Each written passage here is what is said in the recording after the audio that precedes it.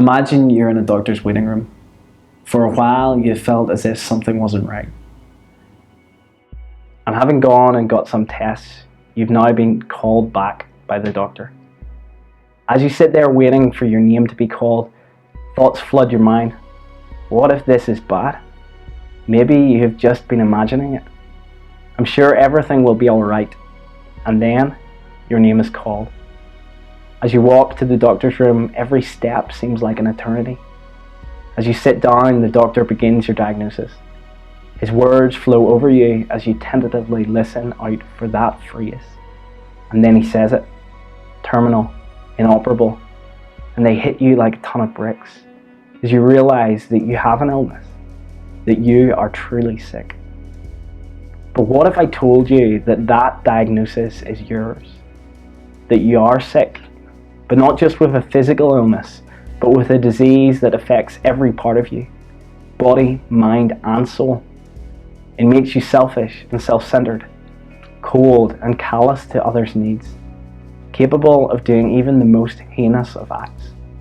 In fact, this sickness affects all humanity, and the proof that it's true, just turn on your TV or open a paper, and you can see man's inhumanity to man and its consequences: war, murder, oppression. But what is this disease, and how did we get it? Well, God's Word, the Bible, calls this sickness sin, and explains in the first chapters of the book of Genesis how God created our world and everything in it, how all He made was good, and humanity and creation were in harmony. However, our forefathers Adam and Eve, through selfish disobedience, sought independence, and in one act abandoned God's perfect world and infected themselves, the earth, and all the generations that followed with sin. But surely there must be a cure.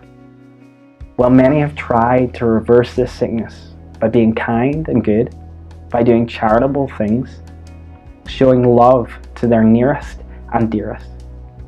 But although that eases the symptoms of our sickness, makes our consciences feel better, it doesn't cure the disease.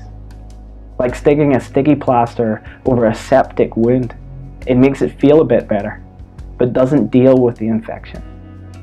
In fact, the Bible, in a book called Isaiah, chapter 64 and verse 6, explains that even our righteous acts, the good things we do, are like filthy rags or polluted garments. They don't really help, they just make things worse. It's a pretty bleak picture. We are sick with sin and nothing we can do will cure us. But back to the doctor's room. Imagine if in the midst of the diagnosis, the doctor told you there is a cure. Would you not do anything in your power to accept it?